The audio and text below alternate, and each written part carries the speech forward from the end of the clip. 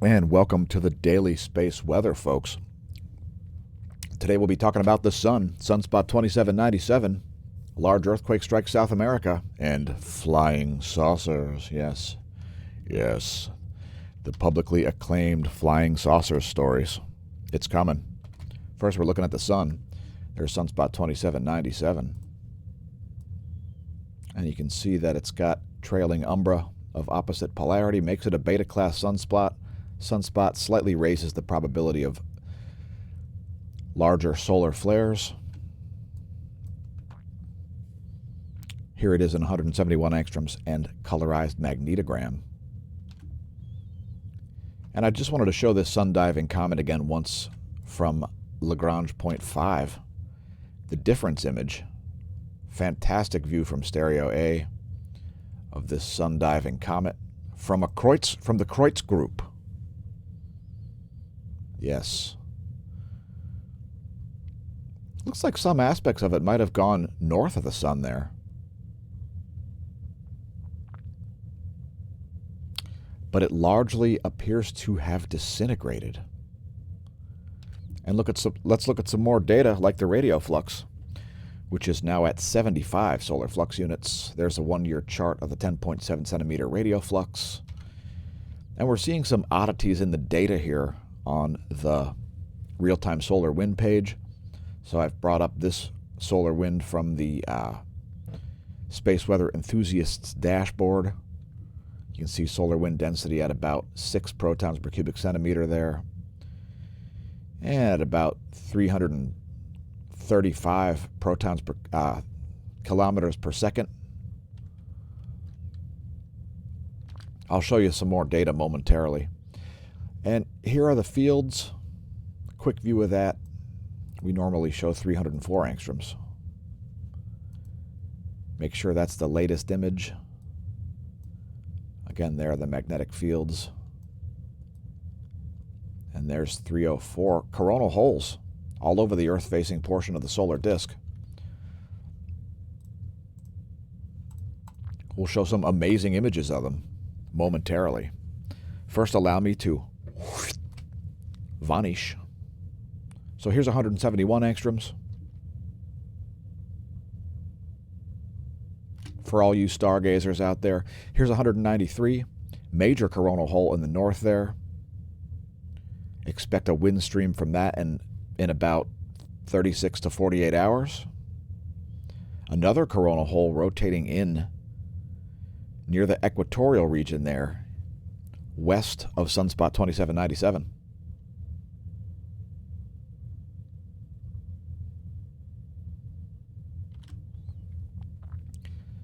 And here's a close-up of the North Pole coronal hole region, along with an Earth scale.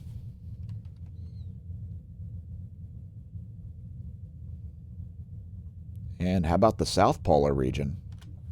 Well, there it is.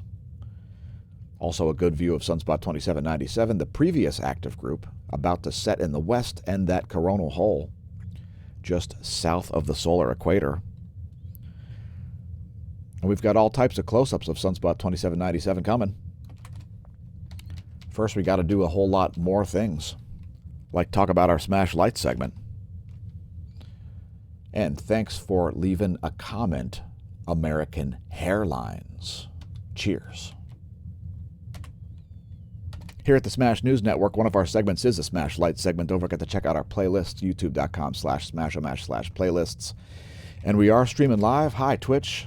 Thanks for tuning in, everybody. Twitch.tv/smashomash. Perhaps check out the mobile app over on Twitch. Again, twitch.tv/smashomash.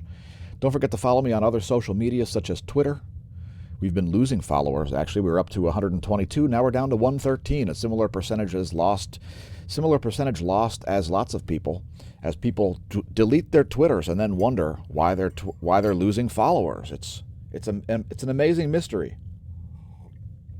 I can't figure it out. Also, check out our own website, smashomash.com, smashomash.org. You can find all of our social media links over there, as well as links to the smAsho forum and the smAsho stores. Today's featured smAsho store is the Smash store. Again, this is the Smash store, linkable right on the homepage. And today's featured product is, by the way, that's condensed matter. Today's featured product is the Cygnus A3C405 shirt. Yes, we'll talk about radio galaxies later in the video. Perhaps get yourself one in white. Would you like to feature astronomy-themed graphics on clothes? Well, look for more coming soon, including things like high-res images of the sun on the products and so on. This one's in a variety of colors. Perhaps check out the other merch. Again, you can link to all of that at smAshomash.com. Please take a moment to press like and subscribe if you're viewing the videos on YouTube. Press the share button. It'll include convenient links for you to share the videos on your social media, etc. Tell your friends, your foes, your science noobs, and science pros about the content. Again, there's all kinds of playlists located there at YouTube, as well as exclusive content. Also, BitChute, thanks to our subscribers. If you're watching over there, cheers. Leave us a thumbs up. Leave us a comment, etc. Let us know your favorite social media, etc. And now it's time for a cosmology segment. So this should be an interesting one, the cosmology segment, as there's a lot of stuff to cover here at the Smash News Network, least busted name in news. First of all, the U.S. Postal Service is going to issue some sun-based forever stamps, including a solar flare in 131 angstroms, a plasma blast in a 304 angstroms, coronal loops in 304 angstroms, coronal holes in 211 and 193. It's amazing. Those are too good to pay for your postage. Anyway, who uses paper postage anyway? Also, let's talk about some citizen science going on as a 3D cosmic neighborhood simulation is being created. It's all at Zooniverse.com. We'll show you where to find that momentarily. I'll just let the article scroll here. This is about finding brown dwarfs. And somebody's making a three-dimensional map of the local area out to about, I think it's 500 parsecs. And so if you want to check that out, check out the SciTech Daily article. Just scroll to the bottom.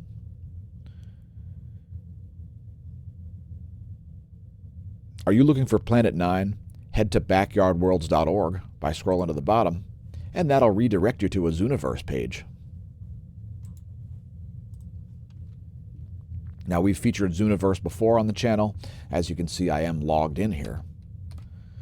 And we've done many interesting projects here. If you want to help the search for brown dwarfs and map out the local area, 17 people are talking about Backyard World's Planet 9 right now. Are you searching for Planet 9? Well, people are really doing it. There are many other projects there also. We have featured the Galaxy Zoo project, where you classify galaxies. I would also note this one here, the Zwicky Chemical Factory, using radio astronomy to look at emission spectra to figure out what the chemical components of various nebulae are. That's a super interesting one also. Perhaps check out the Zwicky Chemical Factory at Zooniverse.org. Before we move on, thanks to our patrons, the true source of funding for the content, patreon.com/smAshomash. If you want perks, things like free music ringtones, alerts, before anybody else gets them, you can get all that at patreon.com/smAshomash. And thanks to our newest patron. Today we have no need to roll dice. I did want to note one thing. Cygnus X3 has remained at an X-ray loud state, and a pretty consistent one, except for one moment where it had an extreme outburst. So if you look at this moment right here,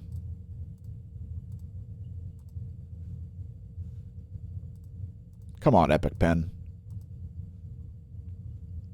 Epic Pen needs an EpiPen. It's allergic to functioning. So if you see this large outburst right here, this powerful outburst, this is well outside of its normal range. Maybe somebody caught that on an X-ray telescope. But in any case, Cygnus X3 has remained in its... Get off my screen. Cygnus X3 has remained in an X-ray loud state. I just wanted to note that. And if you want to follow your favorite X-ray transients, just head to the Neil Gorell Swift Observatory. Let's talk about another somewhat redacted document This one distributed on the 23rd of August in 1952. Now, we read a crazy one yesterday. If you watched yesterday's daily space weather video, there was one about Russian pilots being killed by a UFO. Yes, it's true. Watch yesterday's daily space weather video. You can find it on YouTube and on BitChute. I will attempt to read this one about flying saucers in East Germany. In Berlin, July, furnished with the sworn testimony of an eyewitness. Oskar Link, a 46-year-old German and former mayor of Gleinerhausen, West Berlin intelligence officers have begun investigating a most unusual flying saucer story. According to this story, an object resembling a huge flying pen and having a diameter of about 15 meters landed in a forest clearing in the Soviet zone of Germany, so in East Germany. Link recently escaped from the Soviet zone along with his wife and 6 children. Link and his 11-year-old daughter, Gabriella,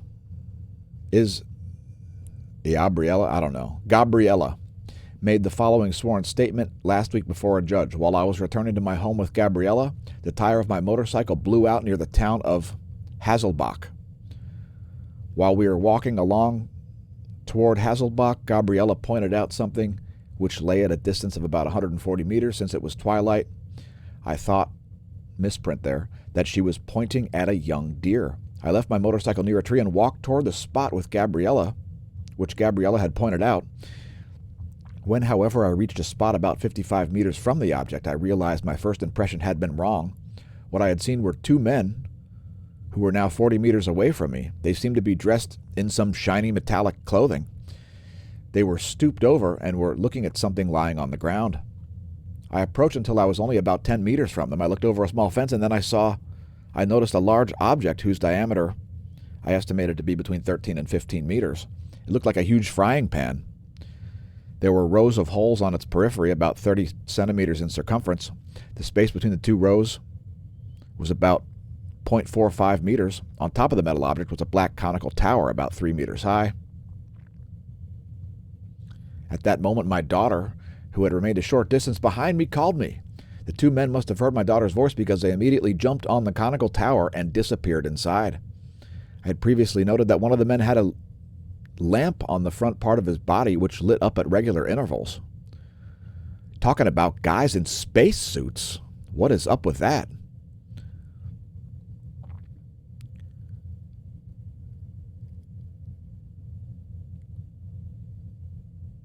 Now the side of the object with the holes in it had begun to glitter.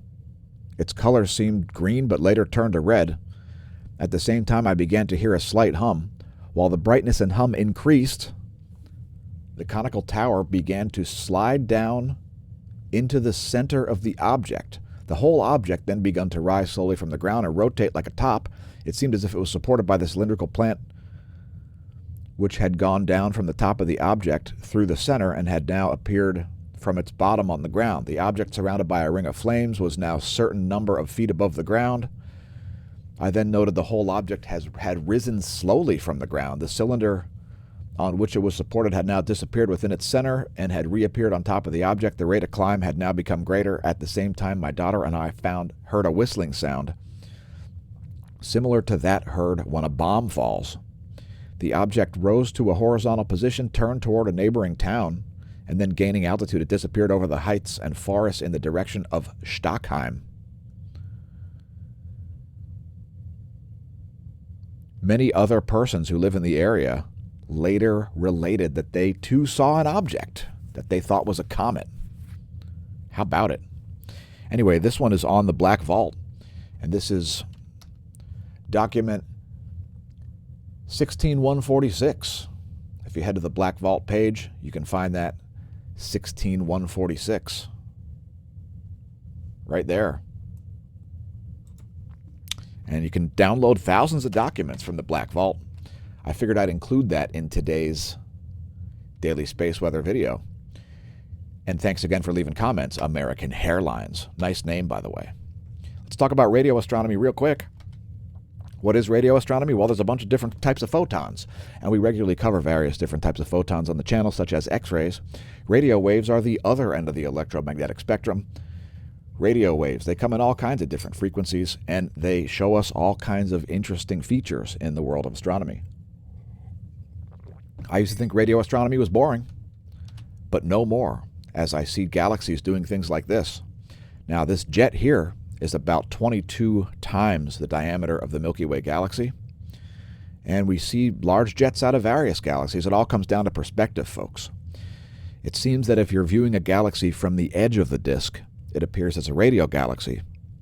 And if you're looking directly at the pole in a perpendicular fashion from the disk, it'll be a blazar. Anything in between there will be something like an active galactic nucleus. An interesting article here about radio galaxies. This is from the Meerkat Observatory in South Africa. This one's on phys.org's Astronomy and Space section. I saved this one for last, as radio galaxies are my favorite when it comes to cosmology. And perhaps it tells us something about the way cosmology works on an intergalactic scale. What's going on with those poles? Now, I've brought up the real-time solar wind here. This is the 7-day chart. And it's still not tracking here. It's acting very strangely over the past couple of days. And you'll notice if I bring up the 1-day chart, it's only going to show me the phi angle and the BTBZ. Oh, there we go. Now the whole thing's filled in. Perfect. Nice timing. Yeah.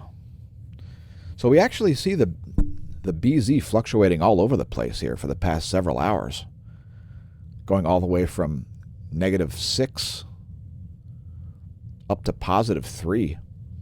So big shifts in the BTBZ.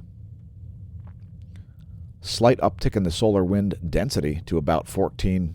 Oh, see, it's showing us funky readings now. It's just showing 14 here.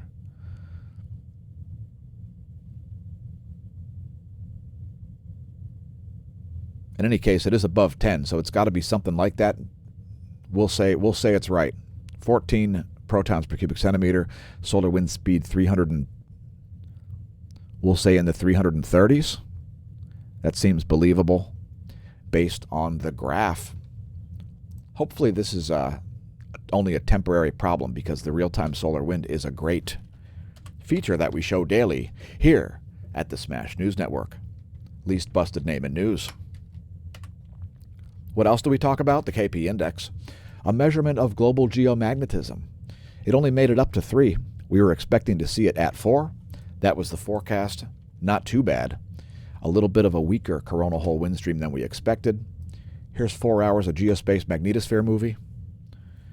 And I apologize if the pace picks up, as it was a pretty lengthy cosmology segment because of reading about UFOs in Germany. So we see a pretty steady solar wind here and a pretty steady magnetohydrodynamic pressure as a result.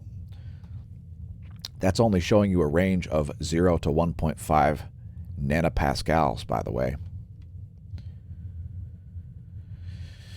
And here is ground magnetic perturbation map. And we see some magnetic perturbations here, despite not a lot of induction. Slightly elevated solar wind density. You can see some magnetic pulses coming out of the Pacific Ocean around Hawaii there, as well as out of the South Indian Ocean near the South Geomagnetic Pole, which is someplace down here around my pointer. And now you can see some perturbations over the Canadian North Pole, less so over the Siberian.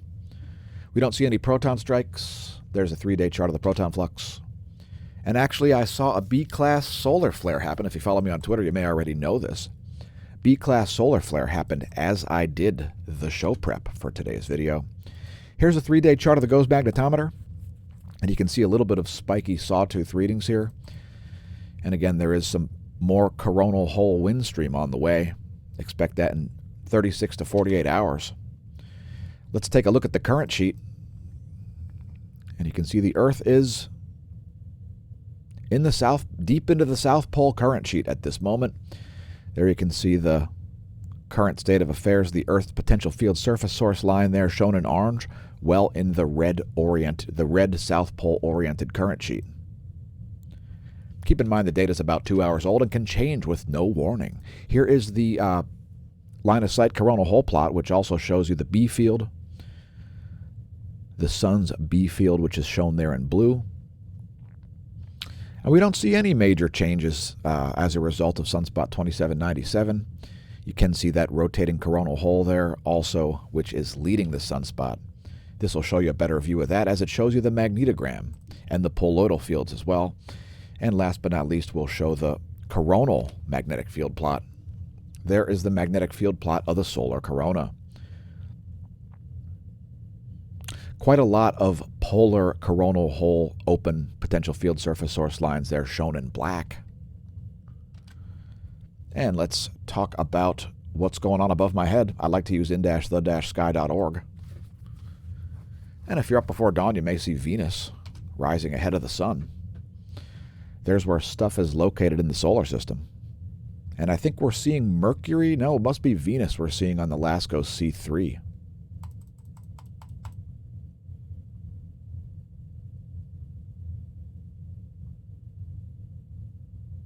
There's where things will be in a week. And we show that daily here on the Daily Space Weather. Next, we're going to talk electrons, as knowing how many electrons are up there at the F ionosphere layer gives us some idea of charging hazards, and we don't see any. We see low levels of electron flux, although not as low as forecasted. So NOAA and I stand corrected on that one. I concurred with their forecast, and you can see from this yellow diamond, we stayed at a steady level of electron flux. There's a 3-day chart of that. And that has to do with the coronal hole wind stream not showing up with the strength that we expected. It's better to over-forecast such things than under. And the new forecast is for flatline levels. I would tend to agree once again. And here's just a diagram of this, and here's me vanishing. And this is showing you where the F layer is. It's located at about 300 kilometers. Also, it shows you the thermosphere and stratosphere and mesosphere and troposphere, where your weather happens, and electromagnetic radiation penetration. And you can see most of the X-rays are absorbed by the time the stratosphere is reached. Next, looking at the total electron content forecast. And I'm seeing this for the first time myself. We see some high levels of electron flux over North America and Antarctica once again. You could expect some GPS errors around those areas. And if you're on the Antarctican continent, I doubt it, you may even see errors at nighttime in your GPS, as we see the most significant anomalies over the Antarctican continent. Next, looking at this little diagram here, we just show this daily. I kind of like it, as it shows the altitudes of things in miles, such as the SDO at 22,000 miles, GPS satellites at 12,500 miles, and the low Earth orbit of the International Space Station. Here is the ionosphere map. We show this daily. It's 24 hours of data from Australian Government Bureau of Meteorology. And we've been showing ionospheric anomalies here over the southern hemisphere. Who watched Coast to Coast yesterday and noticed a guy talking about anomalies at the end of the show? It's important to look at both ends of the graph, folks. Make sure you look at both ends of the graph. In any case, here's the latest image. And it's looking a little more normal here today. Quite normal, actually, at 9:45 Universal Time. Next, we're looking at volcanoes. And if you follow me on Facebook, you may know Etna's been erupting. I know it was producing about a 13,000-foot ash plume. Explosive activity has decreased at Etna, although it was pretty active, and there are some webcams you can view of that. Klyuchevskoye has been exploding, producing a 24,000-foot plume of ash. Popocatépetl, flight level 200. Sangay, flight level 200. That's a 20,000-foot ash plume at both. Revenador is exploding, 14,000-foot altitude ash plume there, and Sabancaya exploding as well. 24,000-foot ash plume is nothing to pole vault. Largest quake of the past 24 was this 6.8 magnitude east of the Andes. And it's actually encased in a little mountainous region there. Check that out. It's sort of right in the middle of a series of mountains, which would have somewhat insulated these populated areas. But that's a legit city there. So I have a feeling lots of people felt that. 6.4 magnitude quake. My bad. I thought it was a 6.8. And let's go to the list and see what else has been shaken over the past 24. Small deep quake in Indonesia. There's a deep quake north of where the 6.4 occurred. A 4.5 magnitude at 243 kilometers depth. And just scrolling up the list here. Small deep quake at Alaska.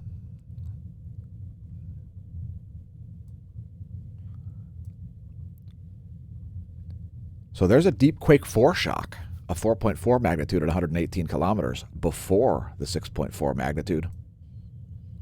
Pretty close to where the main quake happened. Let's just check the location of that real quickly.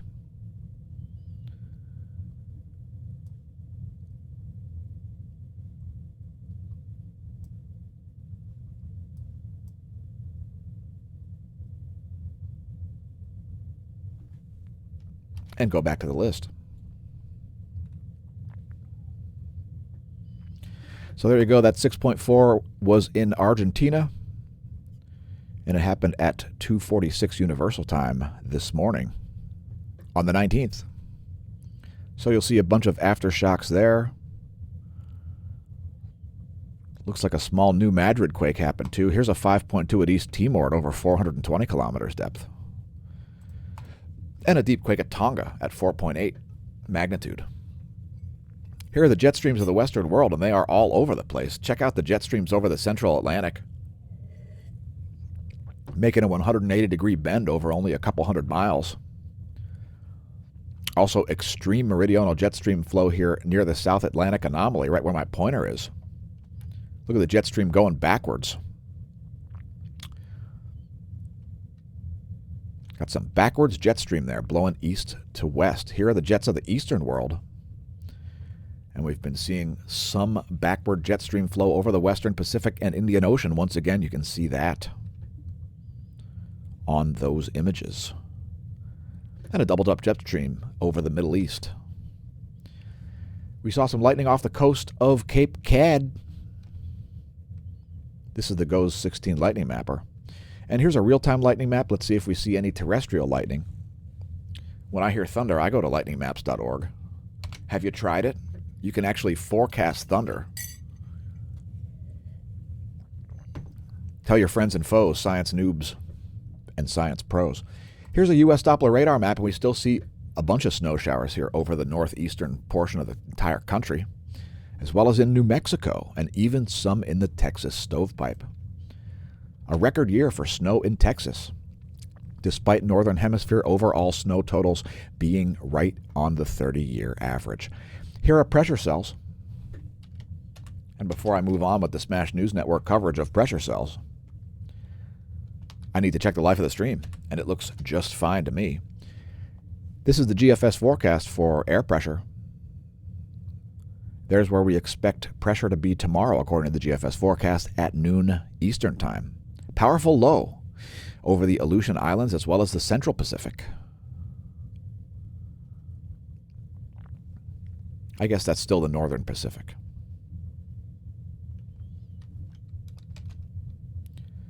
I would also remind you to please press like and subscribe if you're viewing the videos on YouTube. Press the share button, press the notification bell. We greatly appreciate your watching our content. Make sure you check out the smAsho.org presents the Sun videos. Some of them have music, some of it's original, some of it's not. There's classical. Check it out, it's fantastic. All kinds of close-ups and more of those type of videos coming out soon. We've got more meteorological features for you, such as the 3.9 nanometer radiation satellite, which shows you where clouds are before it's even light out. And check out all the low clouds over the Atlantic Ocean once again. Are those caused by energy from space? Are they space clouds? And indeed, low clouds are associated with cosmic ray flux. Because if a proton makes it all the way into the Earth's atmosphere, it's most likely to collide with something and create ionization pathways at low altitudes, 12,000 feet and lower. In any case, there's the cloud layer once again. Here's the water vapor map.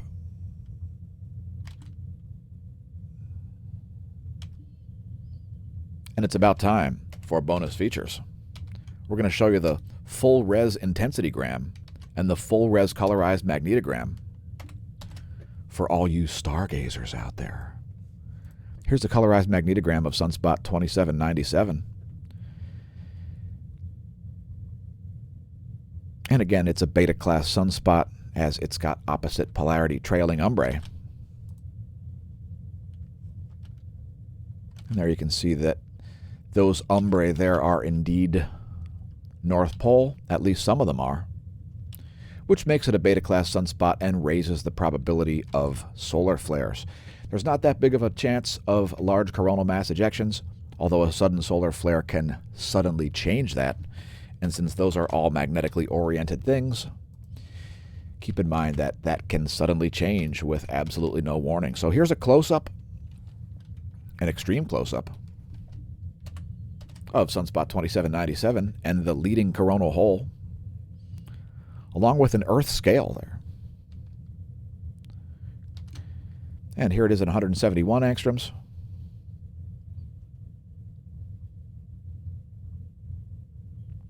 And that's exactly 1 day of activity there.